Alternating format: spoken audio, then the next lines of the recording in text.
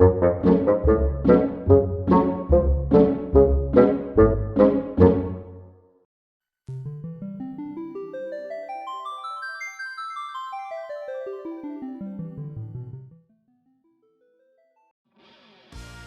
there everyone, and welcome to Fingers, Fums and Fits.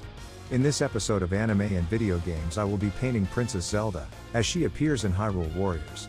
Can I keep the paint inside the lines? Let's find out. I'll be using this model, by RNE Studio, and supplied by We Print Miniatures, which I first based with a Wraithbone spray.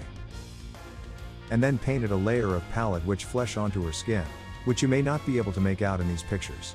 And before you say she's supposed to be pale, not look dead, I know this.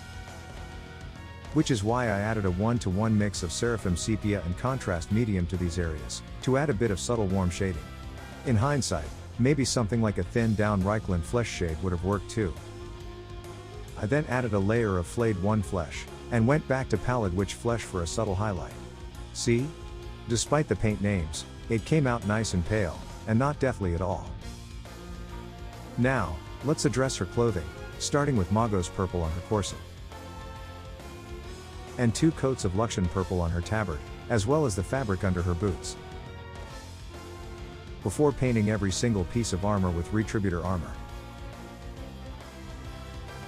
And giving it a wash with Guilliman flesh. I then also painted the trim on the tabard with Retributor armor as well. And after re-layering a few flat areas with Retributor armor, I painted the trim with Lead Belcher, which was then edge highlighted with Stormhost silver. I also painted this onto the beads on her tabard, and the jewel in her crown, which then got a coat of Frostheart. Now, before I forget, I painted her sleeves, or what there is of them, with Magos purple.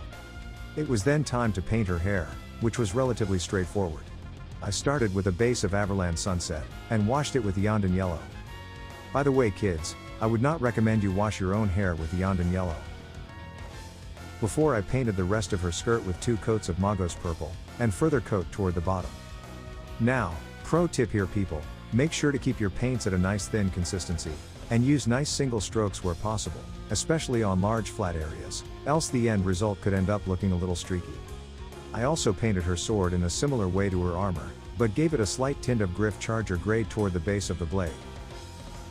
And I think I'm going to leave this one here, so after giving her a slightly muddy grassy base, she is in battle after all. I think we'll call this one done.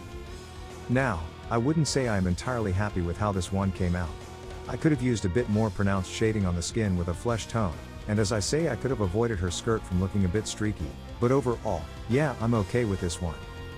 But, what do you think? Did I manage to keep the paint inside the lines?